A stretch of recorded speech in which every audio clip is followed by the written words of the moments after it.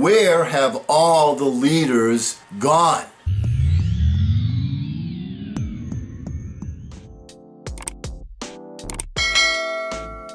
Hello again, everyone. I'm Eli's dad with Project Eli, where we educate, lead, and inspire. And today I'm looking to answer a question that I first asked myself prior to the 2016 election. I made a little primer for Eli that's, I believe, 11 parts to it on leadership, which you can access, by the way, on my channel. And I started off by saying, you know, before the 2016 election, I'm kind of stuck to look for a good leader. I mean, who did we have running for president? We had the present occupant of the White House, and we had Hillary. And I was not particularly impressed with either one. And so now, based upon, you know, 3 or 4 years later, I'm still not particularly impressed with the present occupant. But I've been waiting to hear what his rival, Joe Biden, was going to say, was going to do. You know, he's been mostly in his base and has been doing a lot of campaigning. Actually pretty smart. He's going to win this thing by default. But the point is, the person that we want occupying 1600 Pennsylvania Avenue should be someone of substance, someone that's ready to rock and roll, someone that has a plan. And to say that I was disappointed the other day when I heard Joe Biden's first "this is what I'm going to do" speech was incredible. All I heard was the same rhetoric that you hear over and over and over and over, which is we're going to have new jobs, everyone's going to be working, we're going to do this, we're going to do that. Everything in generalities. You need some specificity. You need to have a game plan. You need to have something concrete that you're going to do. And recently in an interview on Fox, Trump was also asked, you know, what are you going to do in your second term? And as I pointed out in a previous video, he gave the Jackie Gleason humana, humana, humana, humana. He didn't know what he was going to do either. So it's kind of disappointing. And I'm bringing this up because it may be time to start, you know, I'm not excited about either candidate. You know, I don't see that either candidate is ready to, you know, pull us up by the bootstraps and let's go. So what alternatives do we have? Well, last week we were presented with an alternative, Mr. Kanye West running for president.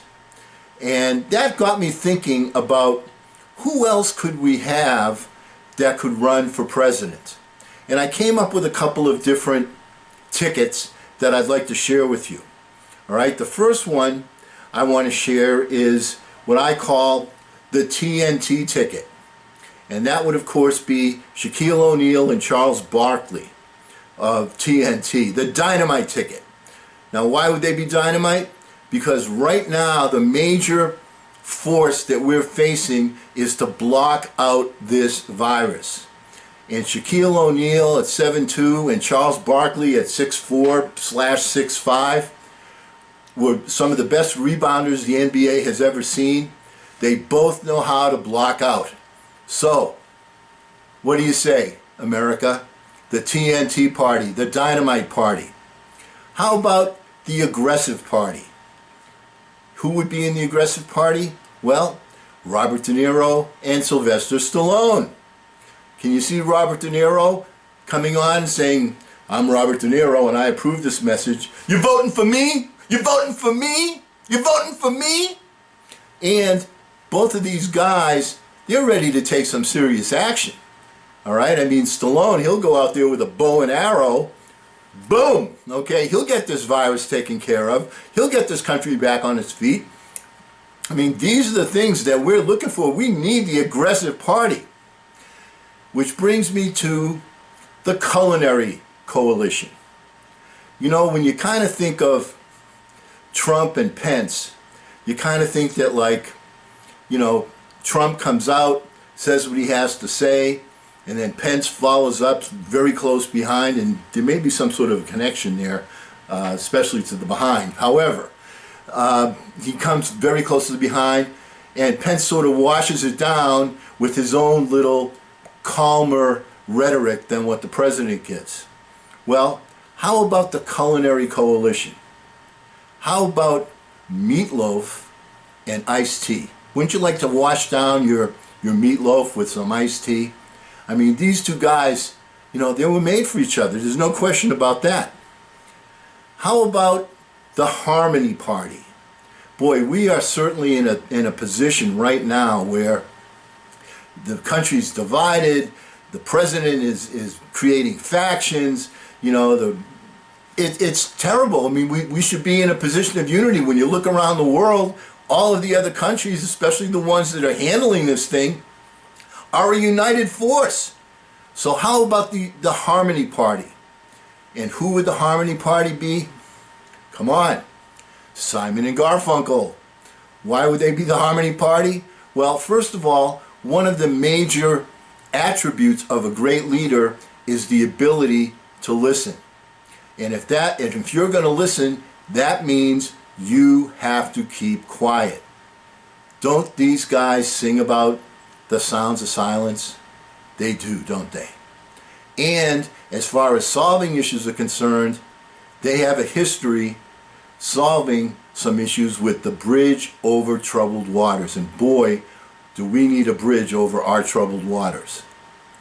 Where have all of our leaders gone to? Where? Tell me, please. There are people out there that have the capability of leadership, but they need to serve. We need people to serve, because right now we are in a position like no other, and we need people to go to the basics of leadership, to unite us, to get us all together, to follow a particular game plan vigilantly until we get this thing solved. And because we never end a meeting on a philosophical note, leaders, come on out of the woodwork, stop playing hide and go seek.